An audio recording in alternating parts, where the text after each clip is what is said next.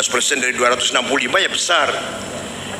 Itu semua tanggung jawab negara dan tanggung jawab kita semua, sesuai dengan proporsi dan profesinya masing-masing.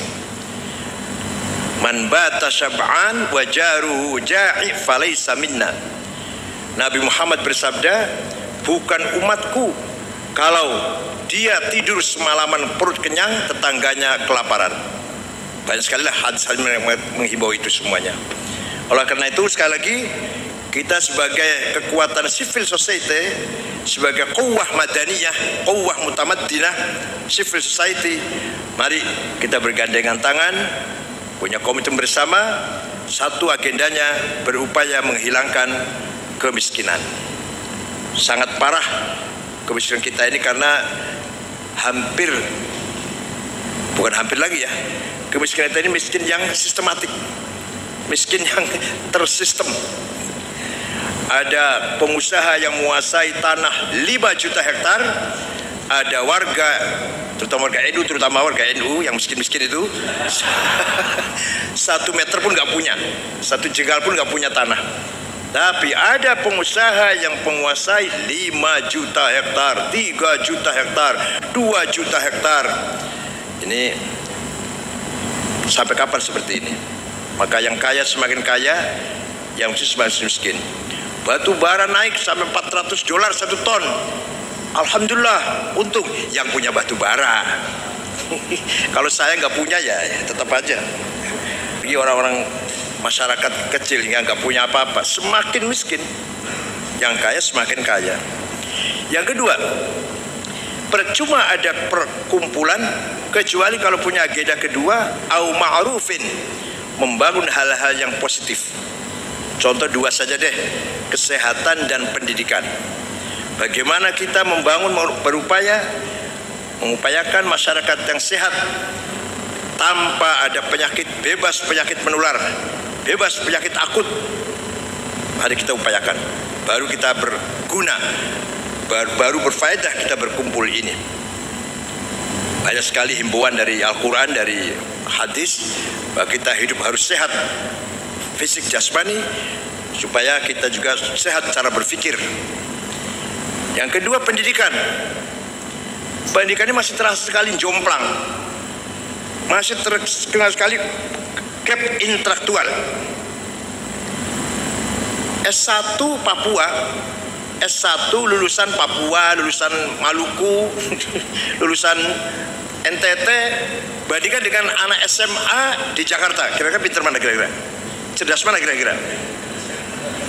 S1 di Papua Maluku dengan anak keluaran SMA atau belum tamat ya, masih SMA, masih sekolah SMA, Jakarta atau Bandung, jauh sekali Pak.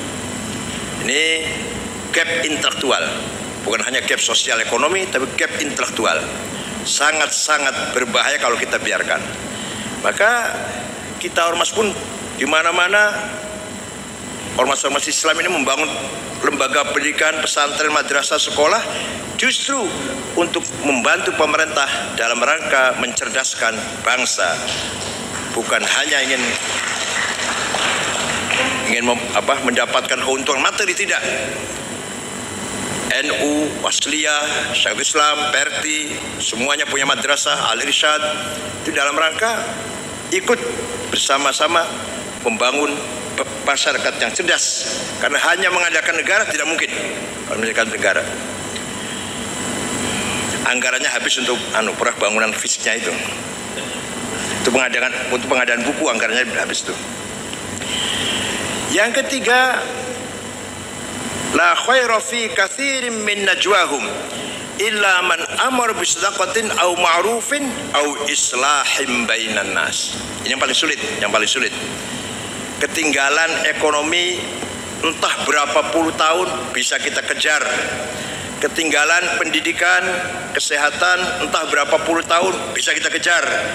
Tapi yang ini, yang islahim bainan nas, membangun masyarakat yang solid, masyarakat yang saling menghargai satu sama lain dengan perbedaan yang sangat tajam. Ini lepas dari masalah agamanya apa, sukunya apa, memang ini yang paling berat. Afghanistan 100% Muslim, tapi perang saudara sudah 40 tahun. Irak, Suriah, Yaman, Libya, Somali mayoritas Muslim, tapi antar Islam sendiri perang saudara sudah ratusan ribu korban nyawa menghilang. Jauh dari islahim bainan nas, jauh dari semangat islahim bainan nas. Nah, di kita alhamdulillah bumi Pancasila ini, bumi Indonesia ini yang kita cintai, kita mendapatkan kenyamanan, kedamaian, ketenangan, hidup bersama lintas suku, lintas agama, lintas budaya. Maka ketika saya menjadi ketua PBNU, kalau sekarang sudah enggak, kalau sekarang bodolan sudah. Banyak tamu dari luar negeri yang ingin menanyakan apa itu Pancasila. Mengapa di sini bisa damai, bisa tentram. Saya pernah seminar di Manila antaragama. Saya dengan kardinal berangkat. Itu orang-orang peserta Islam dari luar negeri heran lihat saya makan satu meja, naik ke kamar satu lift, turun bareng bersama. Makanya satu meja bisa di sana ya, bisa, ngapain, kenapa nggak bisa? Di kita nggak bisa katanya. Jadi mereka kalau ada seminar bersama itu terpaksa masih, bukan dari kesadaran ingin membangun toleransi atau multikulturalisme, enggak. Alhamdulillah. Nah, kali ini dialog kebangsaan kita singgung mengenai obat-obatan yang sedang kita alami, musibah sirop yang sudah makan korban. Anak-anak kecil gagal ginjal berapa, sudah 130 lebih ya, 130 lebih. Allah Subhanahu wa taala telah memberikan petunjuk dalam Al-Qur'an bahwa prasyarat mutlak terwujudnya baladan aminan, negeri yang aman dan berkemakmuran, adalah adanya kedaulatan pangan, energi, dan kepedulian terhadap konservasi lingkungan.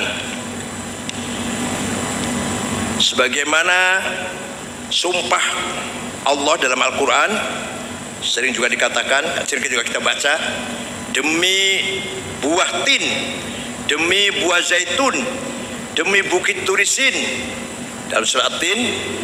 Mari kita lihat fakta di negeri kita. Sudahkah kita berdaulat atas pangan dan energi? Sudahkah kita peduli terhadap lingkungan? Masih jauh dari yang kita inginkan. Ketiga, di sisi lain, perintah Allah Subhanahu wa taala kepada manusia agar lebih detail terhadap makanan. Falyanzuril insanu ila ta'amih. Sebelum kau makan, lihat dulu makanan yang kau makan halal apa tidak, baik halal secara zati maupun halal secara kasbi. Materinya halal dan cara mendapatkannya juga halal, bukan dari jalan yang tidak halal. Kualitas dan keamanan makanan akan menjadi faktor penentu lahirnya manusia unggul dengan kualitas kesehatan fisik dan jiwa serta kecerdasan akal dan spiritual. Pertanyaannya, apa kita sudah berhati-hati dan teliti dengan apa yang kita makan? Mari kita jawab sendiri-sendiri. Dalam hal obat-obatan, Nabi Muhammad SAW sangat serius memberikan petunjuk kepada umatnya agar senantiasa cerdas untuk mengkaji dan meneliti serta melakukan pengujian yang mendalam terhadap berbagai upaya. Hadis diriwayatkan oleh Sayyidina Jabir bin Abdullah. Beliau berkata, Rasulullah berkata, likulli da'in dawa, fa idza asabat dawa da baru abidillah. Setiap penyakit ada obatnya. Apabila obat itu tepat sesuai dengan yang bisa menghilangkan penyakit, Allah akan menghilangkan penyakit tersebut dengan izinnya. Jadi penyakit akan hilang dengan obat yang pas, yang sesuai dengan izin Allah. Dalam kehidupan yang sangat kompleks ini, penyakit semakin beragam. Demikian halnya faktor penyebabnya. Bukan hanya karena faktor fisik dan psikis saja, tetapi juga bisa dikarenakan faktor